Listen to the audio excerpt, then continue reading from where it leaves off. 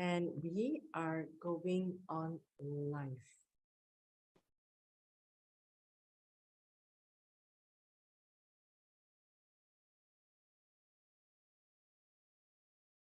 Ladies and gentlemen, we are on live on the Facebook group, the Platinum platform, and this is going to be replayed live again on the Platinum platform and on all 15 platforms of the podcast on audio and also live on YouTube. This is Vicky Astra Chang, your faithful podcaster, and I'm podcasting to you live from Singapore, 11 p.m. right here, 1 degree north of the equator. And I've got a very, very special guest there, PREET, and she's going to tell you who she is. And we are in the season of the art and the artist. It's such a privilege to have her. I've seen her art. It's such an explosion of colors, such amalgamation of different thoughts in a painting, really deep. And I can't use my language to describe, because sometimes that's the reason why art exists, where language fails, isn't it, Preet? So Preet, Yes. I would love you to introduce yourself to the viewers and to the listeners who are on podcasts, and you are going to be here for infinity. So Preet, thank you so much for being here on the Platinum platform. Tell us who you are, where are you right now? Okay. Hi everybody. Namaste. My name is Preet. People in San Diego, where I am right now, call me Pretty because it's easy, and I always say I'll take it. And then I also live in India, and there, of course, my name turns into Preeti, and so yeah, I I am an artist. I started when I was really young, about 5 years old, is when my parents realized it, because I was being kicked out of school for drawing on the desks and the walls. And so graffiti started very young, at a very young age. And my father was an artist. And my mother was a dancer. That's how they met. So music and art are very big for me. And so yeah, so like, it's funny because Vicky and I were just talking about this. Some people can live without it. I cannot. And the ones who think they live without it, maybe they really don't, because, even when you're not looking at a painting or listening to good music or dancing, you are, in fact, you're being the artist also. The sound of the birds, the color of the sky, the way you walk, everything is art. Sure. Yeah. Preet, you said it so right. We were talking before, art is a form, one of the mode whereby a human being pours out their soul. And I think it is so important that we, as human beings, really connect with our soul, or your emotions. So I think art exists in so many different forms. And when I look at your art, Preet, I would like you to talk a little bit about your genre, and then your journey that has evolved, and your identity now that is affecting your art, how it affects you, how you place into your colors, the explosion of your art. Because when I look at your website, I do see an evolution of your art. Very you've got portraits of people, and then you've got now coming to a level whereby I can describe to listeners is very intricate, dynamic, deep explosion of amalgamation of different elements involving religious, soulful, spiritual, human or non-human elements in different kinds of color, strokes, freedom, liberty in your art. So, I hope that I could explain this as someone who is just Yeah. looking at it to the best of my ability to the listeners. Preet, tell us about you as an artist, the evolution of you as an artist, and then your work evolution, and then your identity and the elements that plays into it, Preet. Okay. So thank you for your description. I love it because paintings don't talk.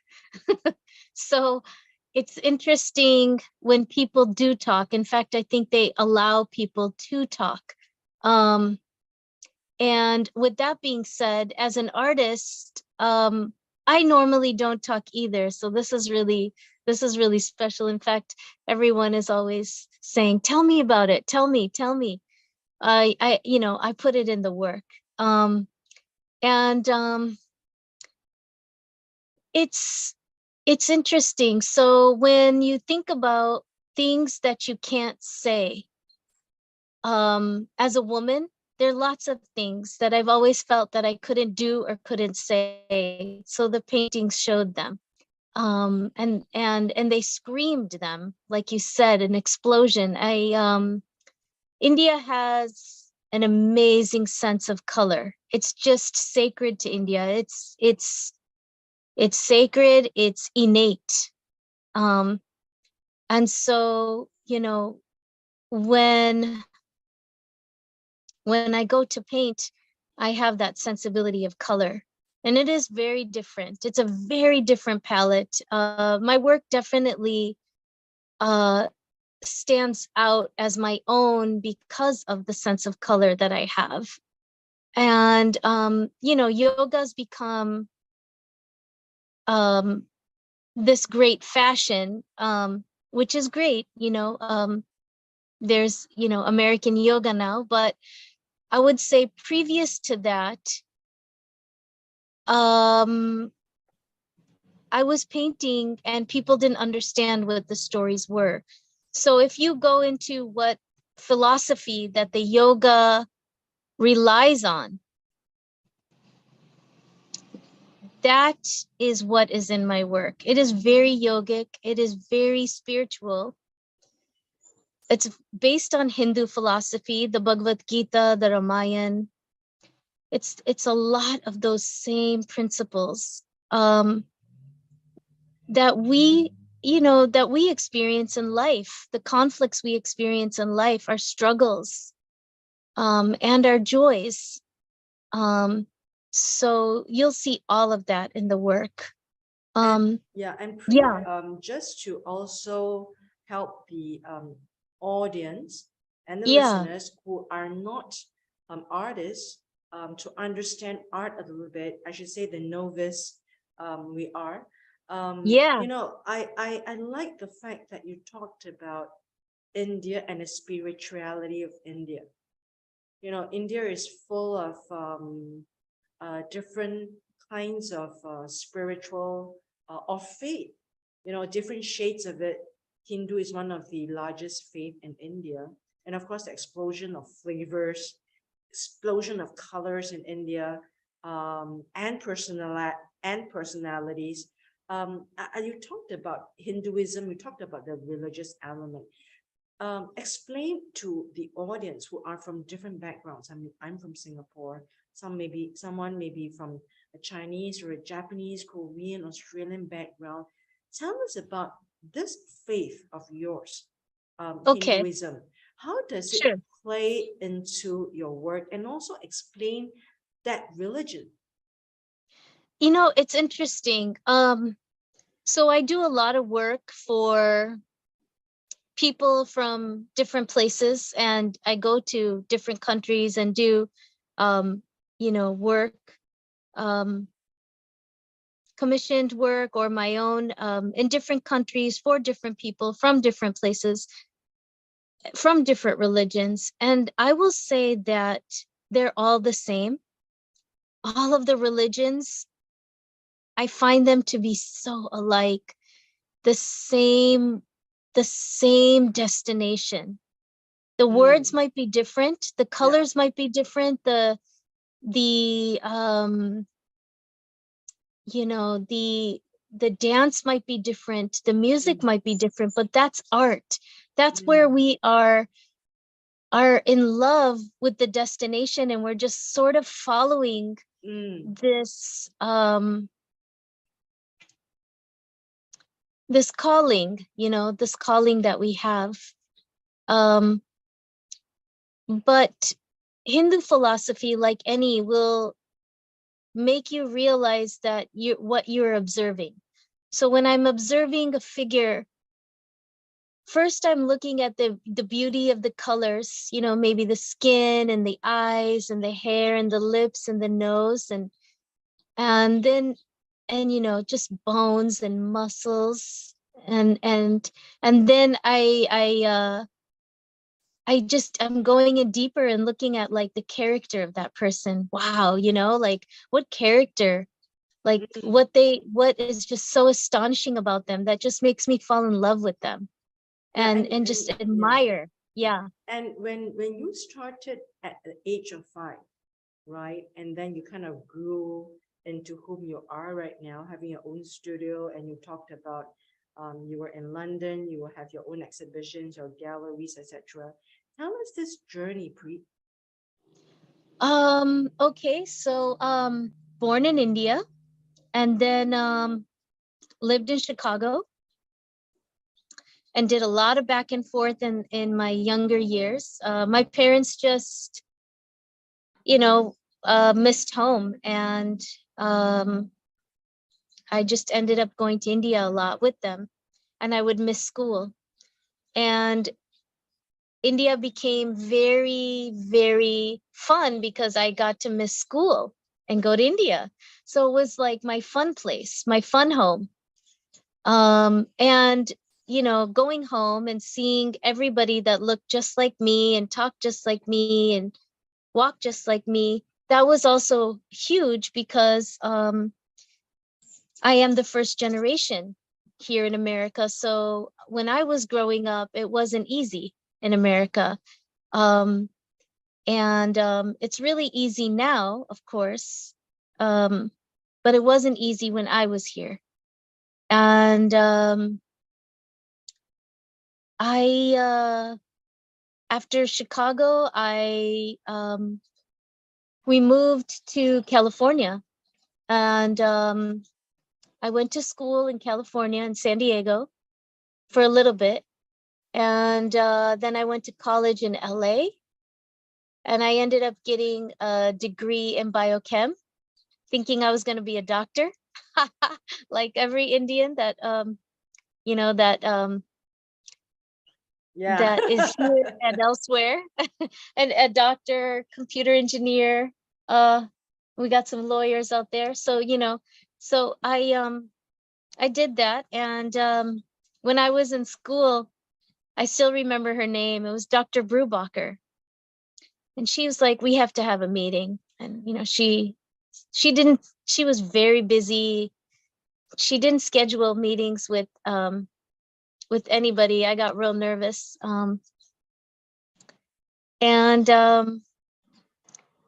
She pulls me into her office and says, look, you're an artist. And I said, no, no, no, no, no, don't say that. I'm not an artist. I am a scientist. I have to be a doctor. You don't understand. She said, no, no, no, no, no. You're passing all your tests with your drawings. Like, you're a phenomenal artist. I said, no, that's not possible.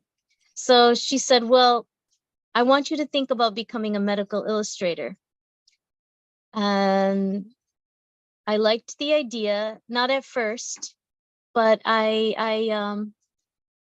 ended up going from University of Redlands to the Academy of Art University in San Francisco. And there I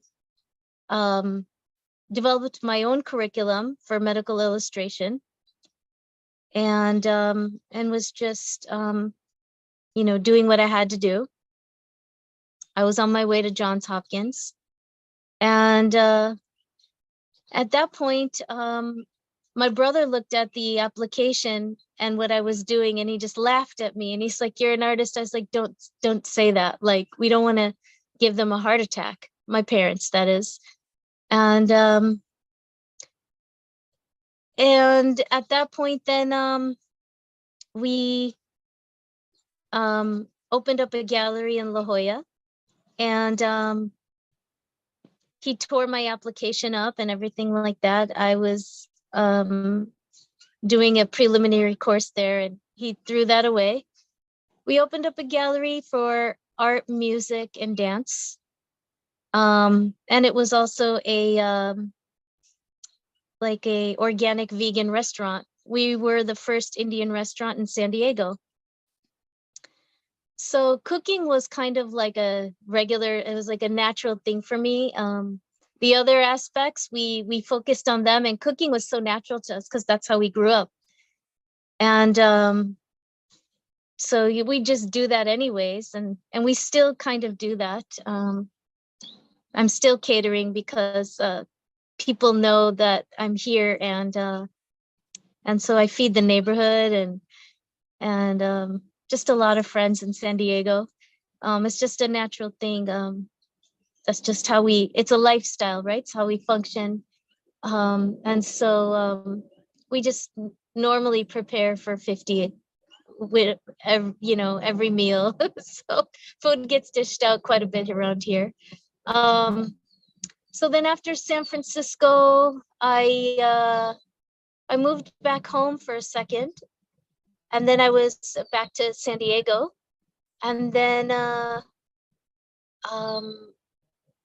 I was in the gallery, like I said, and everybody that came into the gallery said, "Are you from New York?" I said, "No, I'm not from New York." "No, but your work looks like you're from New York." I said, "No, I'm right here. Like, I'm from India." Like, okay. So I got that every day. We got a lot of international people coming into the gallery somehow. It was on some private link where plenty of famous people, famous musicians, Mahavishnu Orchestra, George Lewis. I'm thinking of M. Bass, but I want to say Steve Coleman, you name it. A lot of hip hop artists, just many artists. Jazz musicians. I love jazz very much, and so we had a jazz bar in the gallery. And back in the day, it was called Galoka. And now I rent out the property, known as Beaumont's. But yeah, so I ended up moving to New York.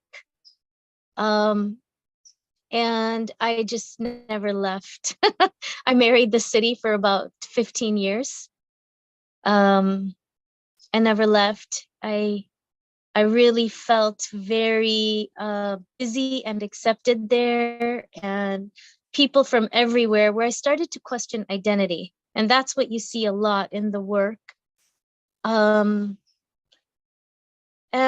I think it's important to be able to express your identity, and whatever that is, whether it's no identity, which is absolutely beautiful, or whether it is, whether it is like gay, lesbian, revolutionary,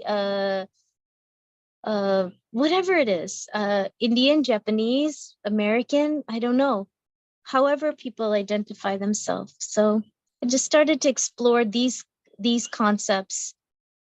And when I'm doing work, a lot of times it's not really for me. So it's for like the greater self, like maybe all women, or all identities, or all people. And so I really found that answer in my work, how we're all connected. And some things are sacred. So, you know, some things may stay the same. A good example is the other day, my brother was making a sandwich for my son.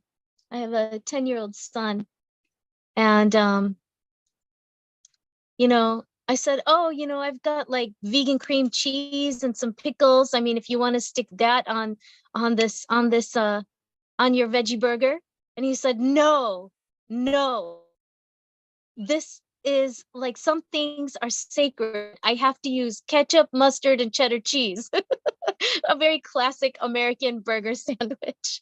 Where's the lettuce? Where's the tomato? So of course, you know, like my sandwich was gonna be some because he's a 10-year-old, they have their own menu. The kid food is very different. It exists in this, like, I don't know, some kind of mac and cheese pizza burrito kind of way, some sort of so I was like, oh, let's just slap cream cheese, and of course I wanted to get his greens in there, and so again, the point is that, like, what people consider sacred is so different, and I love to explore all of those things without offending anybody. And yeah, yeah. So New York came back, and you know, back to from Bombay to Brooklyn and back to Cali. And that's actually the name of a movie that was made on me. It showed in the film festival. Was made by Carol Rayovac, and she showed in New York and in San Diego. It's a wonderful film, Bombay to Brooklyn. And I want to speak to her about Bombay to Brooklyn and back to Cali. But yeah, it was in the independent, I'm not saying it right, but it's like here it was shown in the Asian Film Festival in New York. It was shown probably in the Manhattan Shorts. There's a short version that can be found on YouTube, and then there's also a whole movie that I believe is an hour long at least. And so yeah. I'm not hearing you. 1 second. Yeah, I'm not hearing you you. There must you give are. us the link below about this movie that's based on you, From Bombay to California, right? Yeah, it's called Bombay to Brooklyn. Oh, If Bombay you to YouTube, Brooklyn. yeah, Bombay to Brooklyn. And then I'd love for her to make the sequel, Bombay to Brooklyn and back to Cali. So yeah. So Yeah, yeah. yeah. So, Preet, you have made an impact in a new country that you now calling it home, because Yeah. your family and your roots, India, your blood in India, and you are finding a new uh, life. You know, you've gone to so many places, like you said, and all these life journeys that you go on in your life, Yeah. you take on the elements in your painting, right? I think that kind of explains, Yes. when I look at it now, it kind of makes sense. Because when I look at it first, of course you can't, and for the listeners who are listening in uh, from the podcast, you know, the way I would explain to the listeners is that, you know, you've got broad strokes, strong strokes, colorful strokes, straight, powerful strength, and also very, I should say, intricate, um, uh, small strokes. And you've got all these big and small elements coming together in this dynamic frame within this canvas that's trying to speak many different subject matter. I think I can be your curator, read, you know, different Yes. subject matter. And Yes. then I see men, I see women, and we're going to talk about your paintings, particularly two of these paintings that you've selected to share with the listeners and the audience. Yeah. One of them is the lioness, right? And the other Mm-hmm. one I like is women that you talked about. Now tell us about this painting of yours, the lioness that I see, and I'm going to describe a little bit to the podcast listeners. Um, Lion with a pair of eyes, and then Yeah. another pair of eyes on top of that, and then you've got the face of a woman on top of that, and then it being juxtaposed, right, with Yes. not just the lioness, the mane, but the mane is being juxtaposed with different color, from Yes. different directions. You've got red, you've got green, and you've got curly strokes, you've got strong strokes, and you've got something that cuts across the eye. Yes. And that is something very interesting, which I hope that you can explain to the Yeah. audience. Tell us about your this painting of lioness, the inspiration, where it comes from, and what are you trying to achieve uh, through this painting? Okay. Hmm. Well, it's easiest to understand the painting when you're looking at it.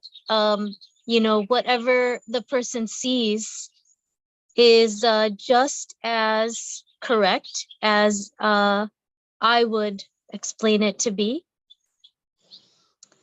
So the lion, wow. I didn't realize that I was painting a lion. I had no reason actually to paint the lion. It was interesting. When I'm working, oftentimes I am channeling, and the paintings are really beyond me. Mm, Sometimes, I'd love to say it's things I want to say that I can't say, and I'm screaming and shouting in my canvas. And can you hear me? Those mm, broad, bold strokes and colors. Uh, can you hear me? And art serves that purpose. Um, all over the world, all of us artists are messengers, perhaps, to strike people where they are not, where they're not being seen and heard, or things that are not being seen and heard. So that painting actually started off being a painting of flowers, and it's a flower called it's a sage. It's called Cleveland sage. And I'm really crazy about it, and I'm having a very hard time getting it. And I want to buy it to plant in my garden. I really love playing with the earth and making colors. And I can't seem to find that and buy it. And so I'm very crazy about it. And a friend of mine, Rebecca, it's my son's friend James. It's his mom. She happened to gift me a whole vase of them, knowing that I'm crazy about them. And she went into the canyon near her house and dug them up and brought them to me. And so I started painting this Cleveland sage. And then another girlfriend of mine, she asked me to paint live, like on stage. She works at UCSD Park and Market, the arts and music and dance building. And she has a cafe in there called Senses. And she said, will you just like be on stage and paint live for the new opening of the cafe? I said, yes, of course I will. And I go to do this, and that's when the lion appeared. I don't know why, but the lion appeared, so I just went with it. I said, "Okay, lion, sure, I'll take you." come on out, you know, and I just kept on painting the lion. Then before I knew it, the woman appeared. And the woman, if you look closely, it's a whole figure, which you haven't found yet. And I'm almost I'm almost sorry that I'm telling you, because it's really fun. It's like a surprise when you find it, but it's a whole figure. If you look closely at the painting, you'll see you know, her chest, her torso, and her pelvis, and her legs, and some shoes. You'll see it all. You'll see her eyes and the lion's eyes. And I think a part of that message was that to look and feel animals, you know. I'm not against meat or anything like that, if you know, but I am against abusing animals or killing them for no reason. Like in America, you can go and you can find retreats that cost around 30,000-40,000, and you go kill a 6'2" bear. And I'm not feeling that, actually. And there's another painting based on that. I don't know if it's on my website yet. It should be. Yes, it is. It's on PREET Works on Facebook. 2 separate words on Facebook, PREET and Works. And on Instagram, it's actually one word, PREET Works.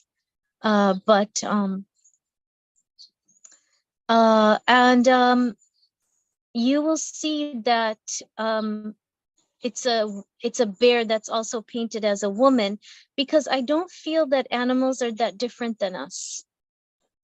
And that's the message that, oh, car alarm. Sorry about that.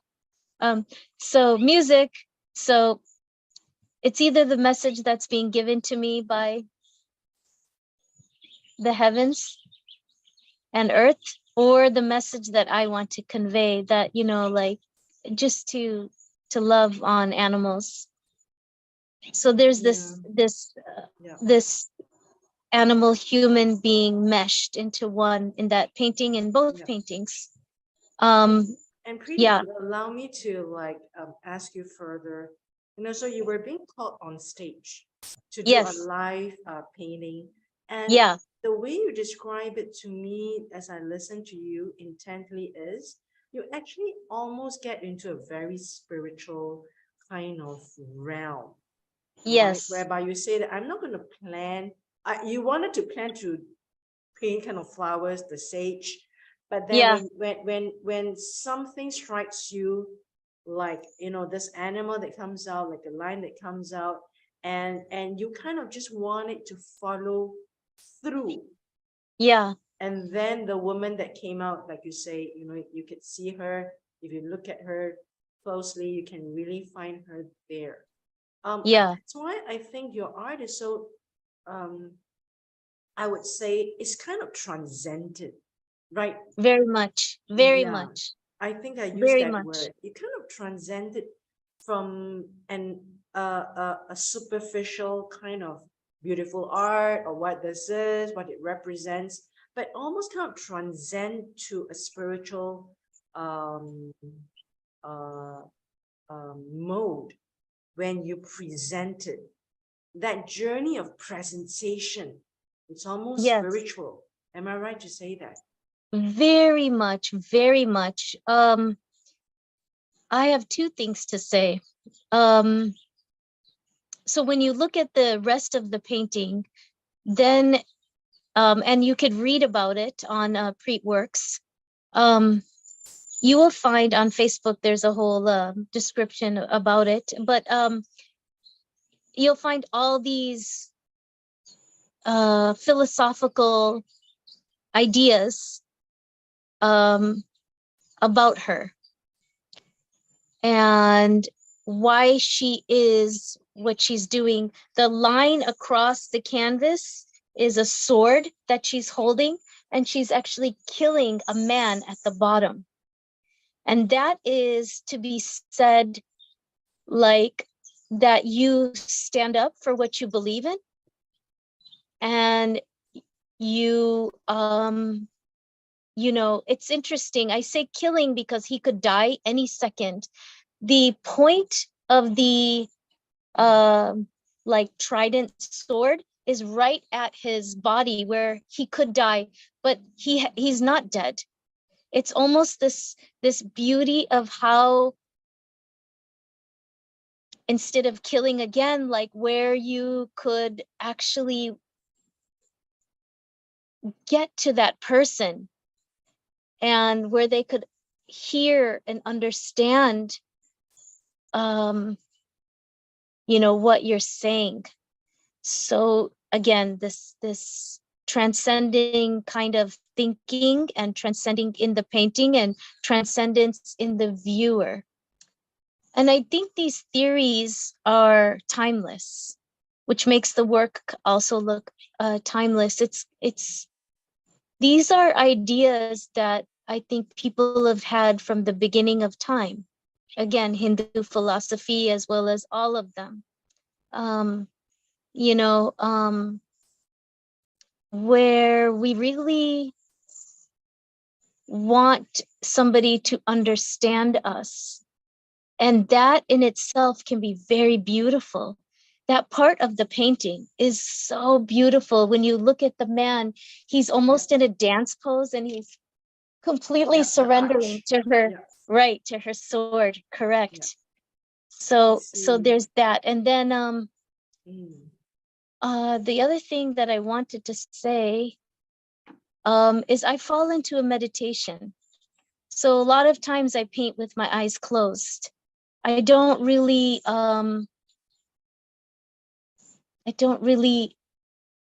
know what I'm doing until I open them and I see the painting myself. I'd love to take the credit, but oftentimes I really don't. I don't really know.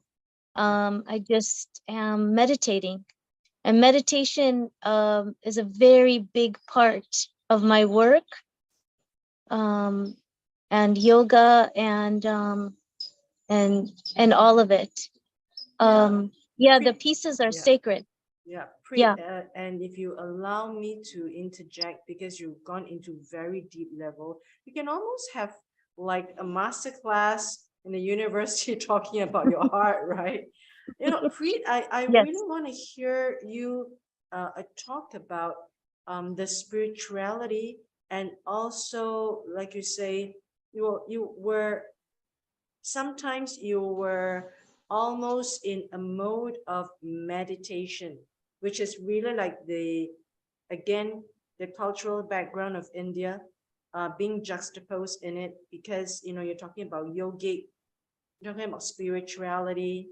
Um, so, and I think that, like what you say, it kind of transcends the metaphysical already, which makes it like a really kind of um, dimension, a new kind of dimension beyond the colors, beyond that two-dimensional painting that you, or the subject matter that people is trying to decipher.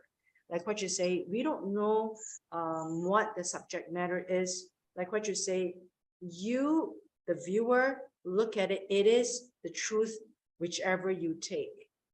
And I think that that's something that you were talking about. Um, okay, Preet, I would, because of the time factor, I hope that you can come on again sometime to talk about another of your painting, because this is very deep, and it's very spiritual. Yes. You know, a lot of us, I mean, spirituality doesn't just mean faith. It could be your spirituality. Yes, it Right. can be. Yes. Yeah. Let us quickly talk about the second painting, Women, that you chose. And this painting about women, again, it has a lot of elements into play. Tell us about this painting that you've got. Okay. Just excuse me for a second. It looks like just a second. I'm talking to you, but I'm walking also. Yeah. There's a little thing happening here with my Okay. son. 1 second. Okay, while W- you are trying to get Yeah, yourself yeah. settled, I want everyone to um, Riyadh's mom's understand gonna be her here to pick you up for painting, Taekwondo in 10 minutes. You need to get ready. Come on, um, her come on, painting Riyadh. that is called Women.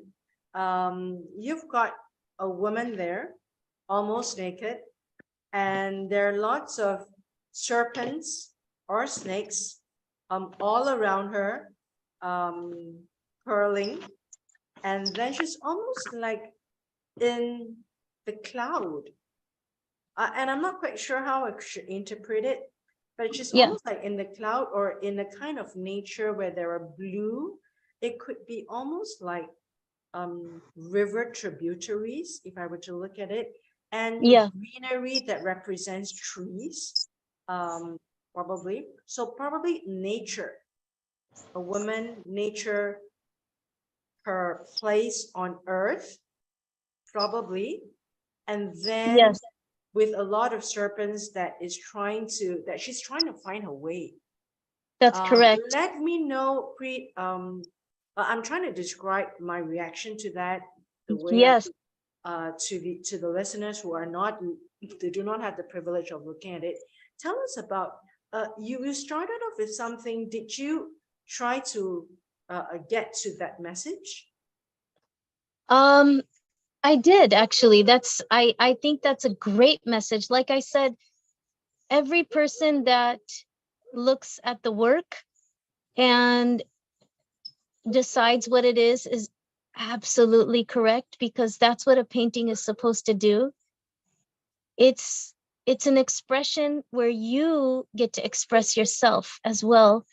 And it happens to be that the meaning that you gave for the painting is accurate for me too. That's what I felt also. That painting also, I actually just I basically poured a lot of paint onto the canvas, and that's what appeared. A woman appeared with many, many snakes all around her. And somebody can see that as dangerous, and somebody can see that as sensual. Somebody can see that as sexual. Somebody can see that as um, religious. You know, it can be a lot of different things there. Again, I'm going to break the surprise for you, but at the bottom of the painting, it's my respect to graffiti artwork. It's like it says believe, and it's meshed inside the painting. So Oh, it's yeah, yes, yeah. So yes, it says believe at the bottom. And it looks like a bunch of snakes, and she's in the middle of like water and forest, and but yeah, yeah, but there's the word believe. And so for me, that was my message to all women, every woman out there, that what I'm finding my power in is just believing, believing in yourself, you know, finding out what your values are and following them, just to believe, because that's what carries us forward. So just to believe, yeah. Pre very intense session with you. Preet, I'd love for you to come on again I uh, would love to. to talk about your art, and I find it a challenge to interpret, like what you say, like a viewer who look at your painting, it is the truth that speaks to you, which I Yeah, like. And I like the way you interpret and you say it, because through the talk that we had, it's pretty intense because it was your life journey juxtaposed with your cultural evolution, your journey, your evolution as an artist, plus your life experience, plus the religious aspects of it, it's really, I would say that it's this clash, right? That we're trying to make sense of. That we kind of like weave through and then trying to find your way to an Yes, identity, like what you say, right? yes, Yeah, yes. I really love that, Preet. You know, you are giving a lot of energy through the screen. And because you know, we're going to watch you through Facebook and YouTube, and for people who are listening on podcast, please do come to Facebook Talk About Life by Vicky Esther Cheng, and to watch Preet and her art, or go to YouTube, go to Facebook group, the Platinum Platform, whereby they can Yeah, view. you've got to change. Like, but Preet, because I love for you to come back, and because art is such a dynamic thing in your hands, you told me that, you told the audience that you actually go into a mode of meditation, right? So I hope that you could delve and explain more about art in that form. I think that is really deep. And you know, a lot of us are quite shallow, you know, Preet. Yes, yes, I can try to explain. My little one is having a little minute here. Ram, jaldi se kapde badal lo aur kuch khana leke jao. Banana leke jao. So, Jaldi. ladies, yeah. So while you are doing that, I want to be so thankful that I've taken up your time. But I'd Thank like you. to invite you again to tell us much more about your other Your kind of Master art. Dawson has it. Would you like to invite him to be on screen? Sure, It's he's just 10 going to a taekwondo class. tournament. Yeah. So, There's a beautiful place, yeah, so Preet, I'm that not he going to goes. take Yeah. up too much of your time. I've promised you 30 minutes. We've busted that because you were so Yeah. intense. Oh, The last 10 seconds, I'd like to invite you again to yes. Singapore, Yes. here to the world. Preet, the last 10 seconds, over to you. Your final words to the listeners and the audience. Ah, um, I think the last thing you were talking about, again, was transcendence. Yeah. And I would say that I would consider what is temporary in life and what isn't. Um, Art is something that lives beyond our time. Mm, So I would say that look at art, find value in it, support artists, invest in them. It's yes. important because when you do that, then you're creating a culture that can live beyond your time. Yeah, Um, well said. you know, and with that being said, the responsibility is on the artist and to also, or not, if we're not in control, then just support the work and allow the message to go through everyone, um, where things would just be easier, making Mm, life easier for everyone. yeah. Thank you Hmm. so much, Yeah. Preet. That's very, very intense session with you. I'm almost like sweating from the inside. You know, Preet, I'd Wow. love for you to come on again to kind of share your message, and I also would to love share to. your culture, your faith, you know, to an international audience. I mean, we're made up by everyone. And my podcast, before, in the past, before the war, I had Ukraine listeners tuning in, because they really want to hear what the other part of the world is talking about, right?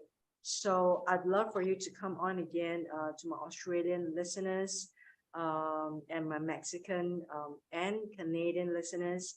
Thank you so much, Preet, for taking time off from you and your family and your boy there. Come on again. I will talk to you, Preet. Okay. All the best. Thank you Thank for you. that I love intense session. speaking